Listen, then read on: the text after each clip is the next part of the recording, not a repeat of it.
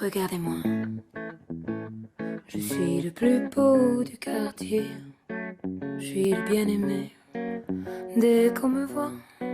Alors, ce qui est bien avec Oscar Wilde, c'est que vous examinez la vie du personnage. C'est un roman, et vous examinez ses œuvres. Ce sont des romans aussi. Cet homme est complet, finalement. Très intéressant pour une exposition, non? Oui, et puis finalement inattendu, parce qu'une exposition consacrée justement à un écrivain, c'est pas oui. si courant que ça, mais il Non, a fait tellement de choses. Et très puis il a rare. été critique d'art à Londres au début. Donc dans cette exposition au Petit Palais, ils ont voulu justement recréer l'exposition, par exemple, qu'il avait commentée à Londres. Et puis ils se sont intéressés, bien sûr, à cette personnalité complètement incroyable de cette Angleterre victorienne. Il s'est marié, mais finalement il était homosexuel. Et c'est ce qui a été sa chute, parce que du coup son beau-père, enfin le père de son petit ami a porté plainte contre lui. Après, Oscar Wilde a porté plainte contre son beau-père. Enfin bon, bref, il a été emprisonné. En sortant de prison, il s'est exilé. Il est venu en France. C'est pour ça aussi qu'on le connaît très bien. Il est d'ailleurs enterré au Père-Lachaise à Paris. Et puis finalement, il est mort dans la détresse la plus totale, dans la misère, dans la maladie. Il était âgé de 46 ans seulement. Il est né en 1900. Et du coup, c'est une personnalité telle qui finalement n'a écrit qu'un roman vraiment, le portrait de Dorian Gray. Le reste, ce sont des essais. Que consacrer une exposition au Petit Palais qui finalement, en 1900, était déjà là, et c'était pas si idiot que ça, finalement, et surtout qu'au Petit Palais, ils ont des œuvres qui correspondent tout à fait à l'époque d'Oscar Wilde qu'ils ont pu poser. Donc, je vous propose tout de suite de revenir sur cette histoire de ce dandy.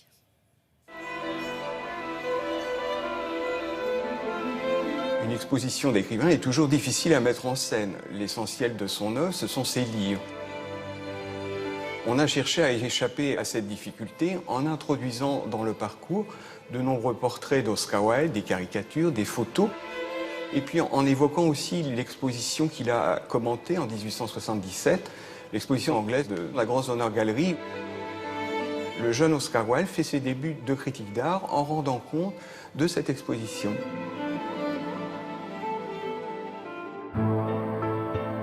Nous présentons des portraits de ses muses, Sarah Bernhardt, Lily Langtry, Hélène Terry. Il aurait dit « j'aurais pu épouser l'une ou l'autre avec plaisir ».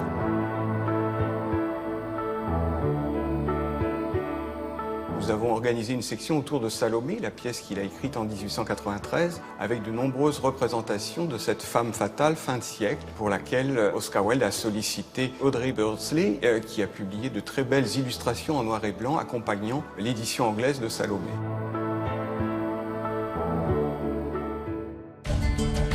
Nous présentons dans l'exposition un ensemble de photos de Saroni, qui était un photographe new-yorkais. Nous voyons Oscar Wilde en esthète avec ses culottes courtes, avec ses bas de soie, ses souliers vernis, sa chevelure avec l'arrêt soigneusement ménagé au milieu.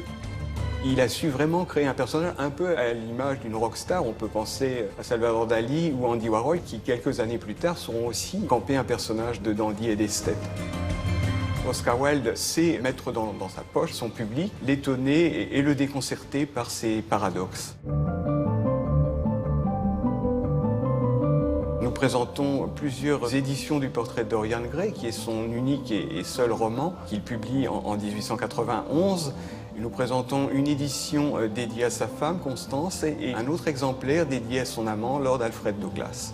Il a rencontré lorsqu'il était jeune étudiant à Oxford en 1891, et c'est un peu son mauvais ange et son mauvais génie qui l'a conduit à sa perte. Oscar Wilde, on le sait moins, avant d'avoir cette passion déchirante pour Lord Alfred Douglas, a mené une existence de père de famille. Il a eu 2 fils.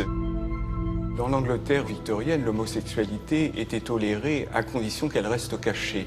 Et Oscar Wilde, en faisant éclater au grand jour sa passion, s'est mis à dos tous les penseurs de l'époque, les bons penseurs, et a fait l'objet d'un procès pour homosexualité qui l'a ruiné. Intéressant. Ils ont réussi à faire une performance, là, parce que trouver des documents qui illustrent ça... Et puis, ce qui est fou, c'est qu'en plus, c'est des documents qui ont vraiment un rapport très, très direct. Ça, ce genre d'exposition, effectivement, on peut se dire, oulala, ils ont pris un thème, ils ont mis un fourre-tout comme ça, et puis non, là, ce sont des documents très précis. Il y avait tellement de photos de lui, en plus, parce qu'il se faisait tirer le portrait tout le temps, habillé, avec des tenues complètement extravagantes. C'est ça aussi qu'on voit dans l'exposition. Il y a tout un tas de portraits de lui, et rien que pour ça, déjà, ça vaut le coup. Donc, c'est au Petit Palais jusqu'au 15 janvier. Merci beaucoup. Allez.